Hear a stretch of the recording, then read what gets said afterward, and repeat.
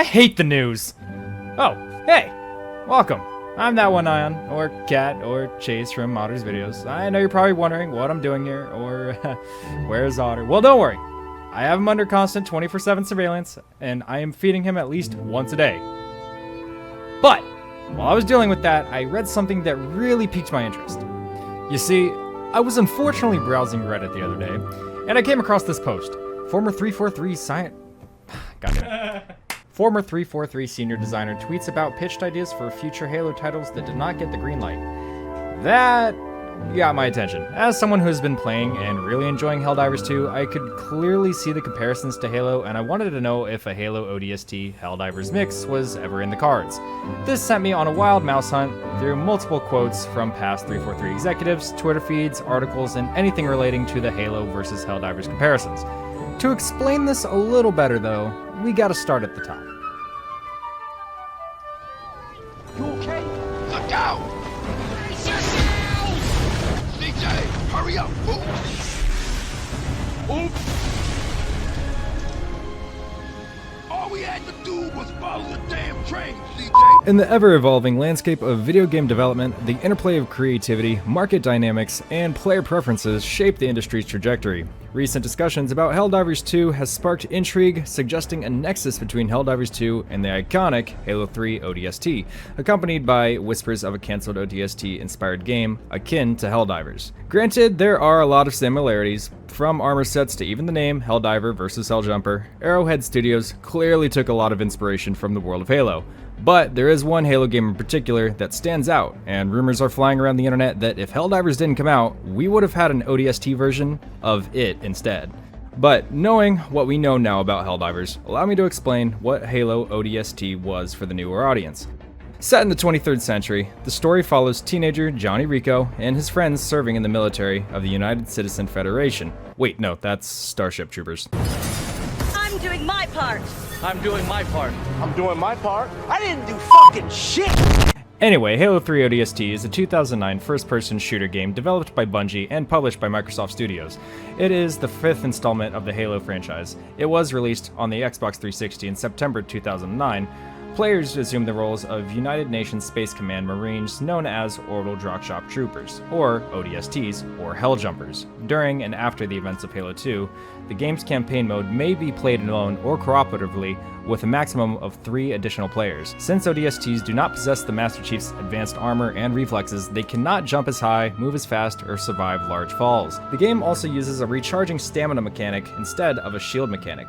Stop me if that sounds familiar. Halo 3 ODST was received relatively well. It garnered generally positive reviews and holds an average of 83 out of 100 on Metacritic. However, critics were split on whether ODST was worth its price. ODST was priced at industry standard $60, branding itself as a full AAA quality game. Some critics agreed. Some others, like Eric Rudvig of IGN, who did not consider ODST a true sequel, but more of an expansion, and recommended that those hesitant about buying the game to do so. For once, I'm inclined to agree with IGN. While I thought ODST was a good game, the general consensus I feel around the game is that it should have been just Halo 3 DLC for $40 instead of a standalone game priced at $60.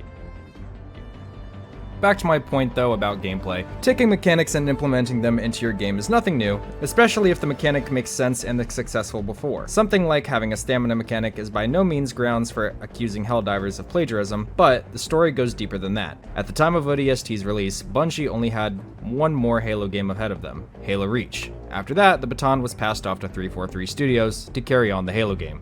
343 has had an interesting track run of the Halo franchise. For instance, the Halo franchise has lost 48% of its sales almost yearly since 2022. Not been great, so much so that I almost don't consider anything past Halo Reach as canon. Stop! He's already dead! But as you can see, 343 needed to turn the IP around but couldn't figure out a way how. According to Kevin Schmidt... According to Kevin Schimpt... You said it right. Schmidt? Oh no, it is Shimped. According to Kevin Schimpt, who was a senior designer at 343 for over 12 years, we must have pitched 20 to 30 different game ideas that would have worked in the Halo universe. Many single-player and multiplayer ODS themed ones as well. Some galaxy spanning, some more intimate, and one that was just really dark.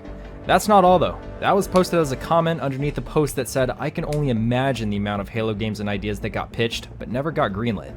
Absolutely devastating for Halo fans, but it gets even worse. In another Twitter thread, a random user by the name The Photoshop Guy mentioned that some former developers from 343 Industries proposed an ODST game that was almost identical to Helldivers.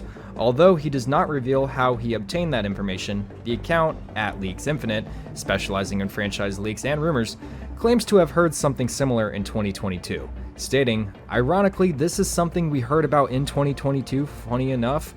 Not sure when the pitch happened, just that it apparently existed at some point."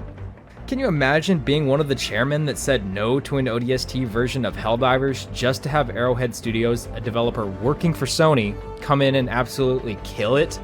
Now, even if 343 greenlit an ODST Helldivers, it doesn't mean it would have been as successful as Helldivers is today, given 343's impressive ability to make mediocre games. But I know myself and a lot of Halo fans would have been interested in seeing the ODST timeline get expanded upon. An interesting side note here, Helldivers 2 is currently not available for Xbox, and for now, there is no word on whether it will ever come to the Xbox platform.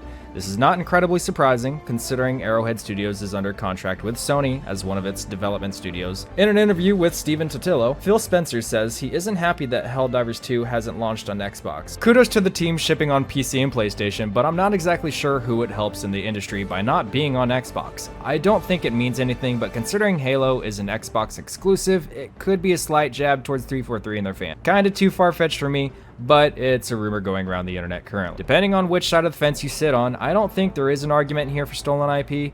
Clearly both games have similarities and obvious inspiration was taken, but Helldivers today is a much different game than ODST was back in 2009. Arrowhead Studios at least seem to think so, as they just released a new armor set inside of Helldivers that very closely resembles a Spartan's attire. In fact, you'd have better luck with me trying to sell this game as if ODST existed in the Starship Trooper universe rather than a straight Halo ripoff.